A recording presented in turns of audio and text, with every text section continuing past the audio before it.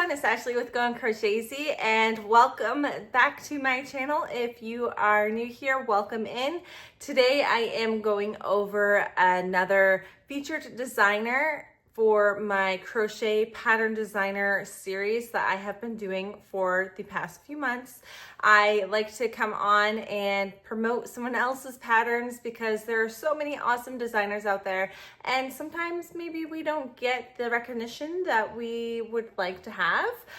Some of them are bigger than others. This one, I feel like if you've been around for any length of time, you already know who I'm going to be talking about. I do her patterns all the time, and you're probably surprised this wasn't the first one I've done in the series, and that is MadelineMaeCo. I love her patterns. Now, a lot of the patterns I have are actually retired patterns now. She did like a whole retirement sale at the beginning of the year or the end of last year. I can't remember which, but I had already had many of her patterns, and so those are the patterns I am showing you now.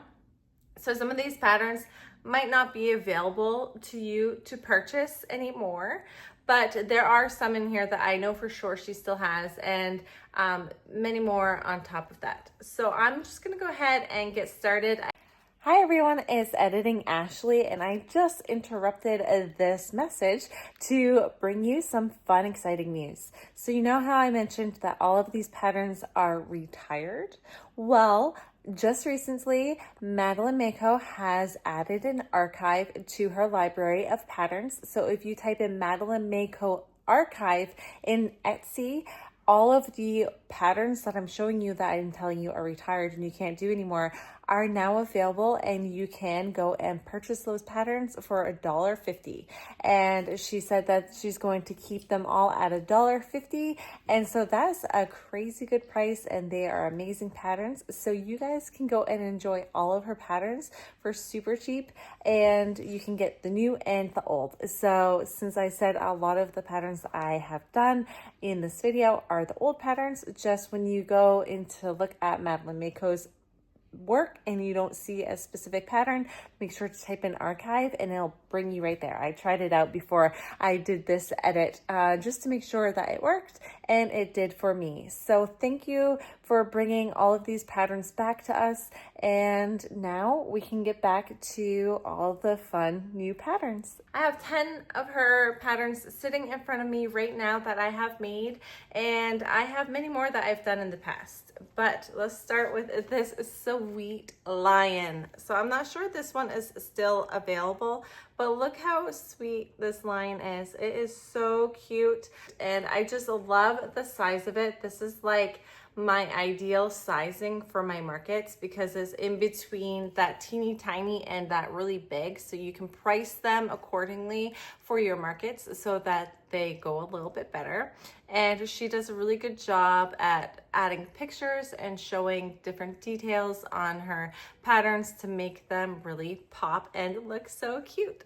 This guy, this little squirrel, is from her itty bitty pack. Once again, I am unsure if she still has this available, but it is perfect sizing and it has that cute bushy tail. I've done this pattern a few times. I've done it in Sweet Snuggles Light. I've done it in Parfait Chunky. This one is in the Big Twist Posh. They all come out so cute, so sweet. The color changing is easy to follow on her patterns. There is some minimal sewing on, I think, all of them. To be honest, I think there is sewing on all of them, but it's so minimal. It's either maybe the arms, the ears, the tail, something like that. Usually pretty simple. It usually starts from the bottom, works its way up, and has the head right in the pattern with it. So that one is also at the top of my list. And then this is the itty bitty bunny. This was with the new Sweet Snuggles Light formula, and it was really stiff to work with. I find some of the colors are more fun to work with if they're in the new formula than others. This one was not fun to work with, this little dusty rose color, but the pattern still came out cute. You have that little tail, the nice big ears, and everything else. Once again, these are all basically same body shape and style, and so darn cute. And then this is one that I am obsessed with. I love this pattern. This is the third bee I have made. And I mean, look at this bee. It's so cute. I actually embroidered the eyes on this bee this time around. I had never embroidered them before, and I think it makes it pop even that much more. Once again, you have that standard simple body to follow, and then you have the little wings in the back, the color changing through the body, and then adding the little antennas to make it so cute. And that little smirk on the face just kind of tops it for me. But yes, I think this is probably, once again, one of my favorites. And then we're going into like a different body shape style, and like this guy here. So this is, I believe this is Harlow. I can't remember, but I do know she does still have the cow patterns up. I don't really like how his face came out for me on this guy. I'm not sure if it's the embroidered eyes or if it's the way I stuffed his head. I think I stuffed it too little up here or something. But anyway, I have done the Highland cow before and it turned out so cute. This is with the new Sweet Snuggles Light formula. So it might just be the yarn and my stuffing that made me not like this guy as much, but he is definitely a need to make. I have all three of the cow patterns. One of the cows I have done in the past, I don't have it on here, but it's a longhorn. I'll show you a picture right here if I still have the picture available. And then there's this cashew cow. And cashew is by far my favorite out of the cow series. And the color changing on the cow is so simple because you just have the little feet, the hands, the muzzle, and one ear to do for color changing, and then that's it. You don't have to worry about color changing within the body, and it still gives it that cow vibe. And so yes, cashew and the other two cows are still available for purchase in her Etsy, and you can get them as like a bundle pack or separate. I got mine as a bundle pack because I was like, if I'm gonna make one cow, I'm gonna make all the cows. That's just the way I roll. So I always get a bundle if it's an option for me.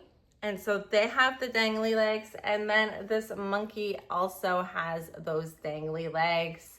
I used the Big Twist Posh for this monkey, and look how cute he is. So it has that cute rounded body with the dangly legs, which is always fun. You know I'm a sucker for a dangly leg. I also have this elephant, which would go along with the beginning of the body shaping that is similar to the other ones. That's what I love about her patterns, is that they're just so simple and easy to follow, and they're just so straightforward. And if you've done one of her patterns, then you are prepared to do many more of her patterns because they are all within that same realm, and she just changes up the fun little details of it to really make it a special individual creation. I'm not sure she has this specific elephant anymore, but I do know she has a couple different options for elephants in her Etsy, and this one is so cute. I love this one as well. And then a couple of the newer patterns, I do know she still has Dwayne, and Dwayne is probably one of my top contenders as well. He is much more detailed than the rest of the patterns that I have made from her, with the little toes and the little frills and the horn and the nose, and then you have this big tail in the back with the wings. So this is so much more detailed, takes a bit more time to make, but it's so worth it because look at the result. He is just so cool. I made 4 Dwaynes so far. I made a pink one, a second one like this, and then a variegated one in Bernat Blanket. This one is in Sweet Snuggles Light, I believe. But yes, so Dwayne is definitely very cool, very fun, and a lot of work, but definitely worth it. So when you do Dwayne, you do make the legs, the arms, tail, both wings, horns, and the muzzle separate, and then you build the body from there. The legs and the arms are within the rounds, and then you do have to sew the tail, the wings, the horns, and the muzzle on. So there's a lot of sewing involved in this one, but for the finished result, I think it's worth it because he is pretty big. I mean, if you compare him to my little squirrel pattern here, you can see the difference in sizing. So they are quite a bit different in sizing, and this is with the Sweet Snuggles Light. There is a significant difference in sizing, and so you can price him accordingly for it being bigger and more detailed, and definitely would still sell, I believe. And then the last and most recent pattern I have actually gotten from her is this Sweet Owl Snuggler, and I believe this one is Everest. It's the smaller of the two snugglers, so I did get the bundle pack again because she does have the bundle pack for this snuggler as well. You can get a bigger version, I think is Hazel, and then the smaller is Everest. Don't quote me on that. I just think that's what they're called. And then they have like all of this little detail on them.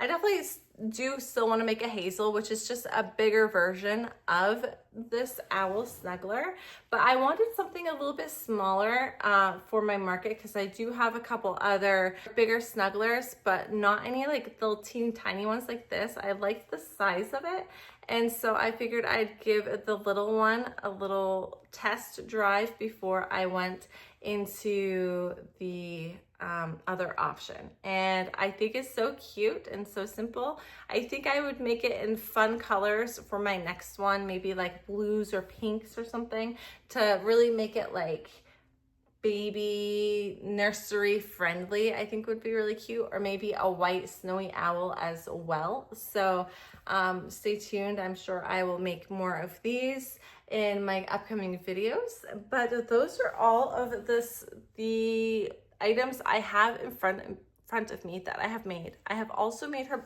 mermaid pattern, which is still available on her Etsy. I have made her longhorn pattern, which I showed you already, and so many more patterns. She has so many patterns, and they just are all so straightforward and easy to make. I don't think I have ever actually made a pattern from her before that I didn't like. I have enjoyed all of her patterns, and so she's definitely up there with the designers that I admire, that I turn to each and every time, and so that is why she is my feature of this month. Thank you guys all for joining in and sharing the love of another pattern designer. I think that's what this is all about, having this community to share and love on other creators and just give credit where credit is due. And these patterns are definitely worth taking a look at, purchasing, making, and just enjoying for everyone. And all of these I have put in my markets before. They do well. They are definitely some of the first items that are looked at when people do come to a market. So they're definitely good makes to have at a market. If you want them for a market, or if you are giving them as a gift, I would be so happy to receive any one of these items as a gift from a fellow crochet friend. So definitely go give her a look, give her a follow, and maybe share with me what your favorite plushie you have ever made from her is. There's so many out there that she has made. I haven't even brushed the top of it. She has so many awesome patterns. So I can't wait to make more patterns from her in the future. And let me know which pattern is your favorite and which pattern you have made in the past, if you have made any from her. And I will talk to you guys all on the next one. So thank you for joining me in for yet another featured designer of the month. We are in month 5 now, so that means I still have a few more designers to go for the year, and I can't wait to share with you guys who I chose for next month. So like and subscribe, and I will talk to you guys all on the next one. So bye.